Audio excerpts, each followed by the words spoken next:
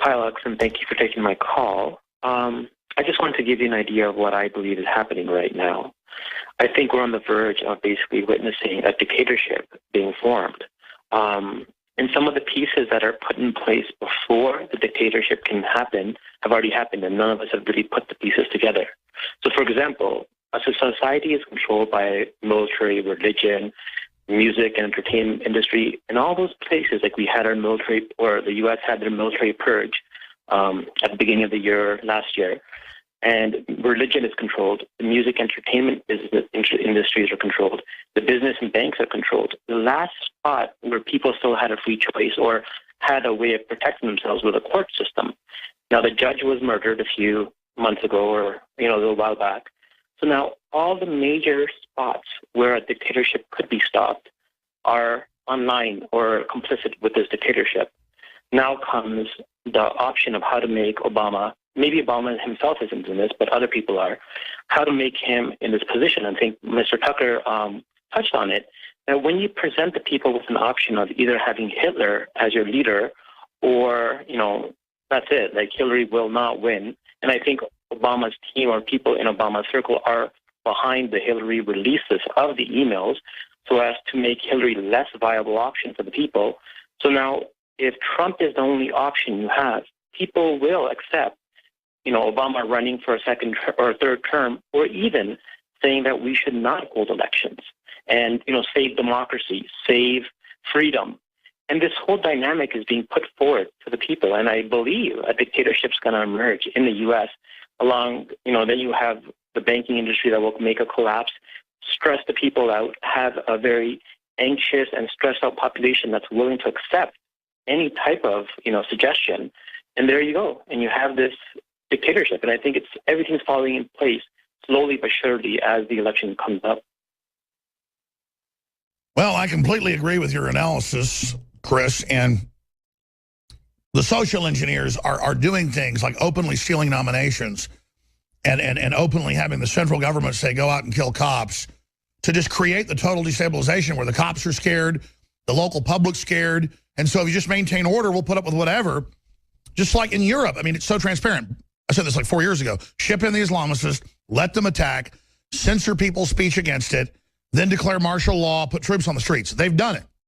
They've changed the French and German constitution. They're changing others now. The EU's bringing a dictatorship in because the death of memory, the death of logic. Hollande should be arrested.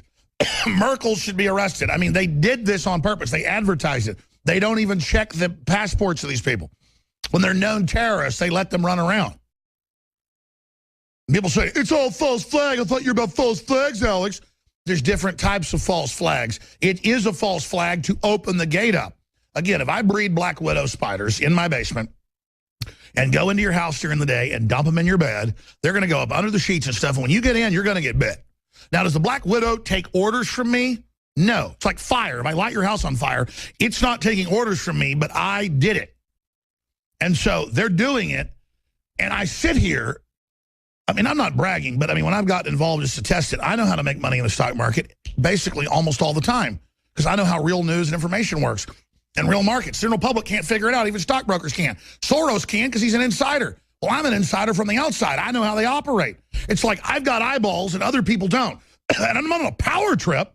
I've had the elite over and over again go, look, they're animals. You can't help the public. They're going to tear you apart. You might as well join us. Well, I can't be part of brainwashing people and putting poison in the water so they're even dumber so you can manage them. I'm not putting my soul on the line, but then I'm stuck between the piranha-like public and then I'm stuck with these horrible vampire elites, and it's just like, I just want to go to find some new country or new place to get away from this stuff, man. It is, and the ignorance of the general public when they just believe, excuse me, I had a jalapeno during the break. Well, they just believe their own garbage. It's so frustrating. And then those that are evil, that are smarter, but not spiritually smart, they're smart intellectually. They're smart like a lizard, very coldly, to prey on people. You don't just prey on someone because they're smarter than you. You don't just go rob a Down syndrome man because you can. Oh, look, he's retarded. Let's go beat him up and rob him. I just don't get it. It's so predatory. And We need to be not predators, but as I've said many times, sheepdogs. And that's not from the movie. I've been using sheepdog for 20 years on air. That's a saying around the country. I'm not a wolf, I'm a sheepdog, where you should really want to attack wolves. And you should really want to go after them. And that just men aren't doing that. They put on their football jerseys, they suck their thumbs, and they act tough to each other. And that's what men do. And so great, you're not a man, you're not alive, you're pretending to be. And that's why you're so unhappy. I appreciate your call. Great points, Chris. You know, there's got to be some way to change this because, look, it's not all controlled. It is controlled, but the globalists are delusional. They're very smart, and they opportunistically jump on any new crises there or exacerbate or create them. But they say, oh, the world's going to collapse, and we're going to consolidate control. But it's not just that they're collapsing it. It is collapsing. Because they don't want to manage things. They don't want to create prosperity. They want to be greedy. So it is collapsing, and they have a cosmology that, oh, we're geniuses. We're doing the controlled collapse. But notice the controlled collapse isn't going that way. It's like Bracken. Matt Bracken says, you can't ride the tiger like you think you are. You know, you can't ride 10 or 15 tigers. Smart elites before weren't perfect, but they didn't do things that were this reckless. They had common decency because they knew it would blow back on them, like don't target women and children because you don't want yours targeted. That's what barbarians do. And we are not cultured anymore. You grow up, you think like people being cultured is like wimpy. No, it's not. It's reserve because you're a wild animal. And the veneer of civilization is peeling off right now, ladies and gentlemen. And I can tell you, whether it's this year or 5 years from now or 10 years, we're trying to hold the collapse here, but the gate is on fire, the enemy's coming through, and there's all these trendies going, where's the crisis, where's the world government, as it's all being announced, as people are starving 50 million a year. It was 15 million a year just a decade ago. I mean, it's crazy, folks. All hell's breaking loose because goodness is going out of the world in the ruling class. Our cynicalness as a people, our laziness is empowering this. And I will tell you, we are going to be judged just like the 55 million babies that have been aborted. You can make excuses for it, and Lord knows I've been involved in it before I grew up. I'm not on some high horse, but when you won't recognize evil and when you won't admit it's going on, it's going to do more than bite you in the butt. And I can feel God's judgment coming down. I mean, talk about God-fearing. It means you can feel the presence of God. It's all around us. And it's like, in a way, I'm like, well, I love my family and everything, but God, you know best. Go ahead and do it. You want to have a big nuclear war, have the ocean die, see 3-4 billion people starve to death in a couple months? Nobody's going to care about your 50 genders then. And I think, you know, all these arrogant elites, they're going to die in the midst of it. So, you know what? I don't blame God. I hope we change things. But you know what? God needs to take us all out. Go ahead.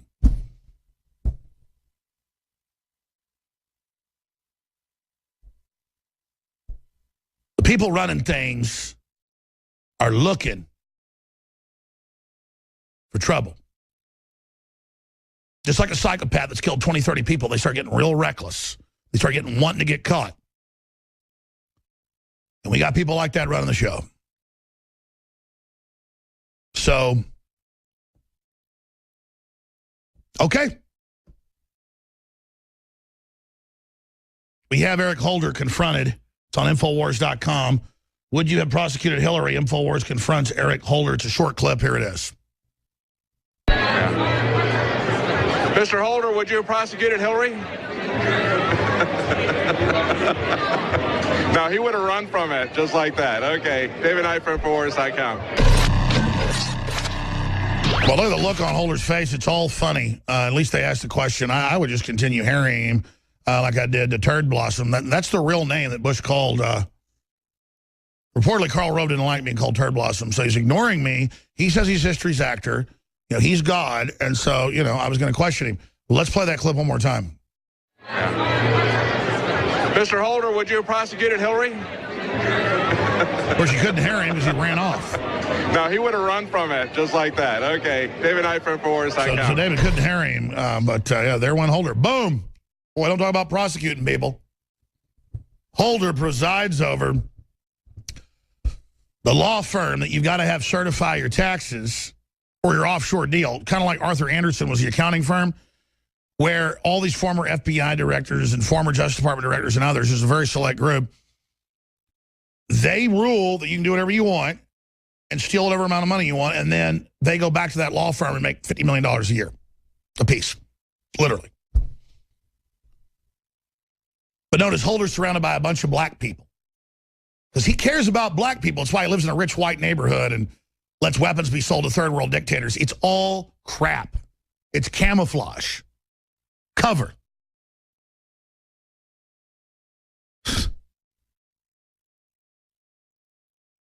He told the media we need to brainwash the American public against guns. I mean, it's just like we're ruled by these pieces of crap.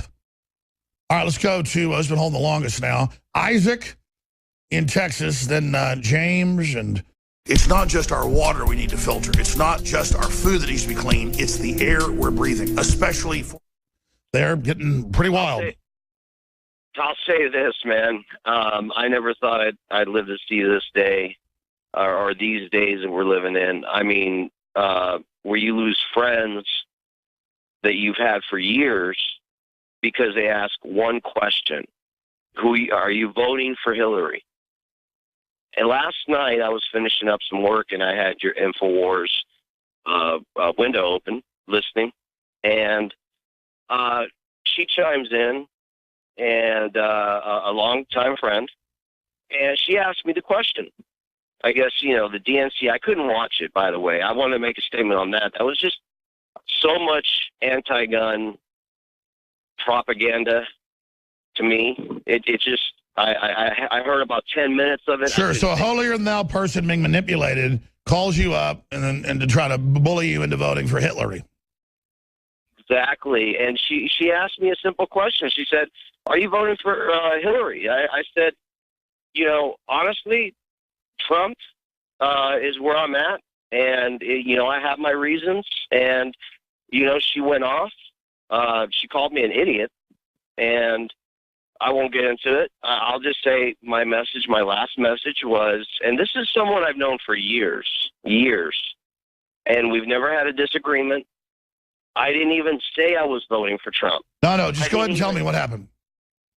Well, you know, I told her this. I said, look, if you're gonna side with someone who has had classified information in a you know, server in a basement, and who's basically the server thing was always a red herring. She stole the nomination. I mean, did this dingbat you were talking to care about that?